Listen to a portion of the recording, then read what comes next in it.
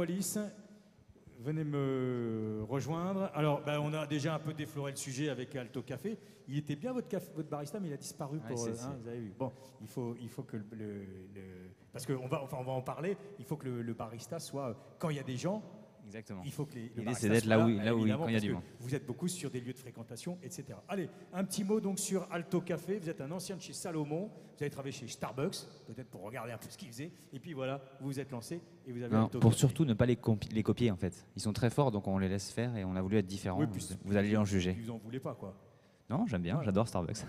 Allez, mais oui, mais vous avez votre idée, vous pensez que vous avez votre créneau en quelque sorte. Allez, vendez-nous tout ça avec fougue et dynamisme. Donc là, c'est vous qui me dites, mais on peut commencer par la vidéo comme. Déjà peut-être un petit mot pour nous dire, voilà ce que c'est le concept. Alors on attend la vidéo. Alors allons-y avec la vidéo. La vidéo des témoignages sur les sites. Allons-y. Notre collaboration avec Alto Café a débuté au cours de l'été 2005. En raison de la qualité des produits, la qualité du service, des formats ludiques, innovants, permettent d'investir des lieux de destination. Tous ces éléments font qu'Alto Café correspond parfaitement au degré d'exigence de la clientèle des Galeries Lafayette. Dans les mois à venir, les Galeries Lafayette envisagent un partenariat sur différentes villes de province. Là, on présente les formats. À la FNAC, on a rencontré Alto il y a quelques temps sur boulevard Haussmann, en fait, au pied des Galeries Lafayette, avec cette petite camionnette très originale. Et ça, c'est vraiment ce qui nous a accroché l'œil, en fait, parce qu'on cherchait quelque chose de nouveau. Et donc là, on s'est dit, tiens, non, mais c'est génial, quoi. Ça, vraiment, c'est quelque chose qu'on ne voit pas ailleurs et donc qui nous correspond, parce qu'on est un peu des agitateurs. Donc, on ne cherche pas à faire la même chose que tout le monde. Et donc, qu'est-ce qu'on pourrait apporter de plus dans nos magasins? Alto nous a proposé autre chose. Ce qui nous a séduit à la FNAC, c'est vraiment ces modules très petits, mais voyants, et qui offraient tous les services qu'on pouvait imaginer. Une des grandes forces d'Alto était de répondre aux contraintes très importantes que nous avions dans nos magasins. Vraiment, on est super contents et on a eu des timings vraiment très serrés avec eux et ils ont toujours su répondre. Et avec Alto, il y a un côté dynamique qui est génial, quoi. On n'a pas retrouvé ça ailleurs et c'est quelque chose qui nous a plu. Et on est parti avec eux et on espère faire plein d'autres projets ensemble. On a commencé par les magasins parisiens et là, on espère amener Alto en province sur de gros magasins. SSP a été un des premiers acteurs de la restauration commerciale concédée dans les gares et dans les aéroports, a signé un accord de partenariat avec Alto Café parce que c'est un concept complètement atypique, c'est un concept qui est un compromis entre le café traditionnel et le coffee shop. C'est un concept qui est mobile, qui peut se positionner dans les flux, aussi bien dans les gares que dans les aéroports. C'est un concept qui va apporter un plus à nos clients qui sont pressés, qui sont stressés, et on va pouvoir leur apporter une pause café, un café de qualité, servi dans les règles de l'art. Ce n'est pas un café qui sort d'un distributeur, mais c'est vraiment un café qui a été fait avec tout l'amour du café et la mise en scène aussi.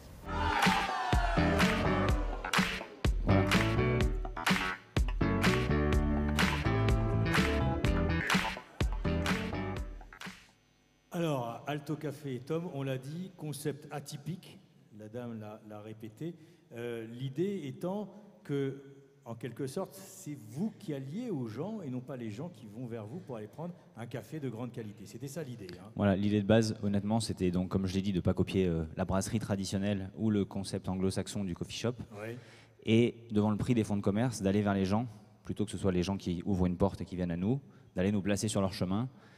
D'où l'idée de créer des concepts qui ont tous des roues, qu'on soit dans une FNAC ou dans voilà, ici par exemple la gare de Charleroi. C'est le petit modèle, la station c'est le petit modèle. Ça c'est le format le plus petit. Je voulais juste montrer que c'est le seul. On ne le voit pas parce qu'il a un fil mais qui est sur batterie. Parce que comme on le disait tout à l'heure, ce qu'il fallait faire dans notre concept c'était de rester motivé sur la qualité. Donc ici par exemple on a des énormes batteries qui permettent de garder cette machine-là. Puisque pour se différencier du café du coin de la rue, on voulait être les meilleurs en café. Et l'eau, elle vient d'où l'eau? Il faut que je tourne dans l'autre sens. Ah oui, vous avez un réservoir aussi. Vous voulez voir ou pas? Non, mais vous avez un réservoir. Voilà, c'est derrière. Vous n'êtes pas sur le... On est autonome en eau et sur Voilà, ce tout petit format. Vous n'êtes pas sur le secteur, je veux dire, voilà. sur l'eau courante. Alors, donc après, il y a le modèle un peu plus... qui ressemble un peu à un petit triporteur, c'est ça? Voilà, après, alors ils sont en photo, je crois. Oui, on l'a vu à un moment. Voilà. Ça, c'est l'Altomobile, donc c'est la star du concept. On en a 8 ou 9 comme ça. Ça, c'est dans les aéroports. Donc c'est un petit véhicule électrique quand même? C'est ça, véhicule électrique ou sans moteur ou diesel si on se déplace. Ça, c'est pour vous montrer qu'on peut aller partout. On a des formats, donc c'est le petit chariot qui est en haut des télécabines, où on fait des scores sur... Là, on a 80 cm² au sol. On peut faire jusqu'à 600-700 €, aidé par le vin chaud. C'est pas mal, ça. La rentabilité au mètre carré est pas mal, quand même. Hein. Le dernier dont on a parlé, c'est des tricycles, en fait. C'est les triporteurs. La partie arrière était prévue pour être sur des batteries, enfin, sur les batteries qui alimentent la partie avant.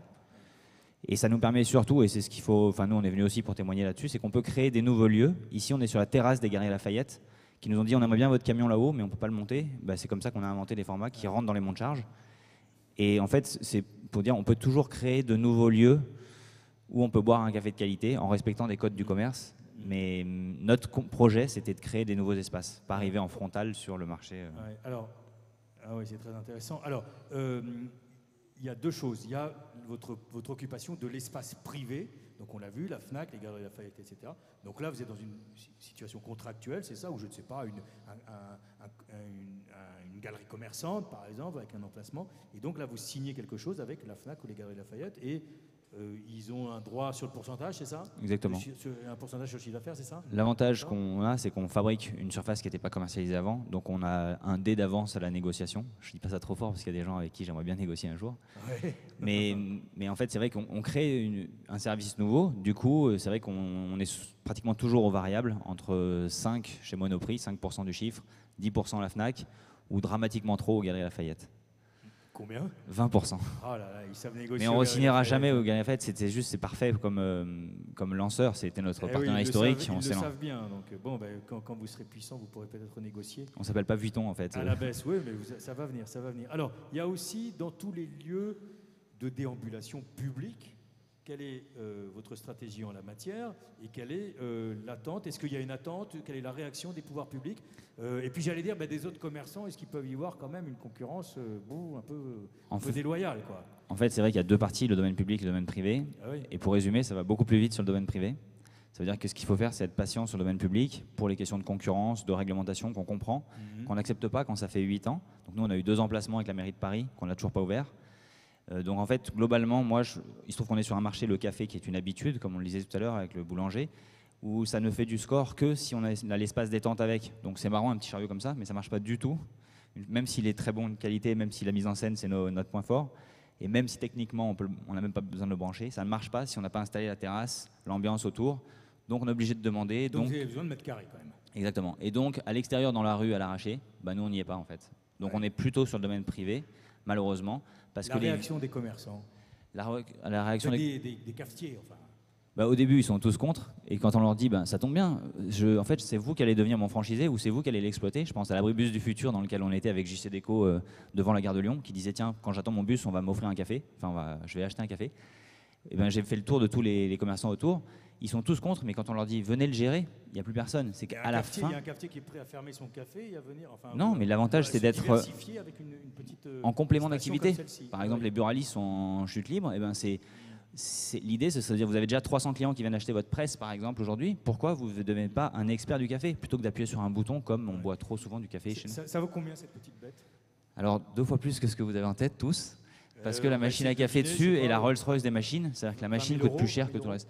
Donc lui, il est entre 15 et 17 000 € selon les options avec les batteries ou pas. Et alors le petit gros là-bas et le petit camion électrique qu'on voit encore à l'image, lui, il coûte entre 35 et 40 000 €. Ah oui, quand même. Sachant qu'on est très bien équipé, mais que McDo fait des énormes progrès sur le café, qui sont très bien équipés aussi, que le niveau du café change et que bientôt, on n'acceptera plus de boire un café même à 1 € un jus de chaussette, s'il est pas de qualité. Ouais. Alors, là, vous voulez vous développer comment aujourd'hui? Quelle est votre stratégie? J'imagine par rapport avec des franchisés. Voilà, nous, on n'est que sur la franchise. On a 5 points de vente en propre et on ouvre le 16e à Lille, justement, avec la FNAC la semaine prochaine. Oui. Et en fait, on cherche donc des entrepreneurs en France et des masters franchisés à l'international. On vient d'ouvrir en Belgique. On ouvre partout où on peut boire un café, et il y a beaucoup d'endroits. Oui, bien sûr. Le ticket d'entrée, c'est combien? C'est 10 plus 12, donc 22 000 € le droit d'entrée et 5% la redevance ensuite. Et il paye aussi son matériel, j'imagine. Il achète son matériel dont il est propriétaire jusqu'à ce qu'on arrive à trouver des solutions en leasing avec des banques, mais c'est pas encore... Alors, dernière question. Ça a l'air d'avoir une bonne marge. Enfin, je ne sais pas si vous allez nous donner des chiffres. Mais... Je vous donne tout ce que vous voulez. Ouais, alors oui, il y a une bonne marge. Notre problématique, donc on a une marge à 80% selon les prix de vente, parce qu'on ne vend pas les prix partout pareil. On a 1,40 € à Bourges et Châteauroux, 1,50 € à Rennes, Montpellier et Lille, et 2 € ou 2,50 € sur les salons parisiens. Donc la marge, on va dire en gros, elle est à 20%, enfin on a 80% de marge. Ouais. Et après, par contre, le problème du cafetier, c'est de faire du chiffre. C'est que nous, on ne veut pas payer notre loyer à coup de sandwich. Et si je peux faire un peu le lien avec le débat de ce matin, c'est que tout le monde nous dit qu'on veut innover dans les centres commerciaux, mais que nous, on ne peut pas aller dans les centres commerciaux parce qu'on nous propose des droits d'entrée que H&M peut payer. Et on ne peut pas tout faire. Nous, on est monoproduit sur le café, c'est ce qui fait qu'on est lisible, c'est ce qui fait qu'on est plaisant, c'est ce qui fait... Vous ne pourriez pas vous diversifier, je ne sais pas, vendre des smoothies, des trucs dans les... En fait, on fait tout ce qui est autour du café, bien sûr. Ah oui, mais après, la vraie question, c'est d'aller sur la restauration ou pas. Et ça, on n'en a pas du tout envie. Et malheureusement, c'est vrai que tous les modèles économiques nous emmènent dans cette direction-là. C'est pour ça que nous, on a réduit les formats en taille pour aller dans des lieux encore plus atypiques où, parce qu'on est mobile, puisque notre force c'est d'avoir des roues, on peut aller faire un quai avec 1000 personnes qui mettent ce TGV, puis un autre, ou les aires de repos sur les autoroutes, pas celles où il y a déjà du service, sur les aires de repos très moches. Si vous saviez le modèle économique parfait qu'on a créé, c'est intéressant. Et alors, dans votre problématique des coûts, il y a quand même la rémunération du barista, parce que ben, je ne sais pas, il passe d'un endroit à l'autre, il est rémunéré quand c'est ouvert, comment ça marche? Donc en fait, on joue avec la mobilité, notre point fort c'est d'être mobile, mais on ne l'est surtout pas, parce qu'on est tous les jours à la même heure, au même endroit, et un endroit rentable le matin, l'est l'après-midi. Donc en fait, on est mobile parce qu'il y a un historique, il y a une histoire, on va vers les clients, on bouge bien tous les jours, mais une fois qu'on y est, on ne bouge pas, donc c'est un point de vente comme un autre. Il y a quand même des heures creuses, vous êtes fermé, enfin je veux dire...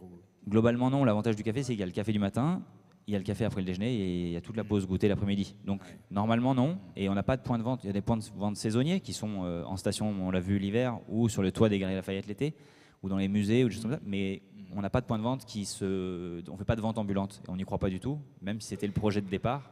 Il n'y a pas de vente à emporter en France, et il n'y a pas de vente où je vais servir les gens qui attendent le bus par exemple. Oui, vous ne croyez pas à l'itinérance en quelque sorte, où on suit comme le glacier à l'ancienne? Pas du tout, sauf sur les salons où là... Son parcours, quoi. Sauf sur les salons. Les salons, en fait, c'est les exposants qu'on cible et eux, ils sont attachés à leur point de vente. Donc le fait d'aller à eux, ça nous fabrique... Bon, et on a tout dit ou pas? Ou il y a encore une petite précision à apporter? Non, on a tout dit. Nous, on a mis... Vous êtes basé dans le Vercors. Ça m'a frappé. C'est vrai. En fait, on peut réussir dans le Vercors, donc, et puis de lancer le concept donc, depuis... Bon, la base est à Paris, mais ouais, effectivement. Bien sûr. Voilà. Mais vous êtes aussi dans le Vercors. Donc. Et bien, merci à vous, Tom Merci. Wallis. Voilà, je vous propose que nous l'applaudissions chaudement. Et on va passer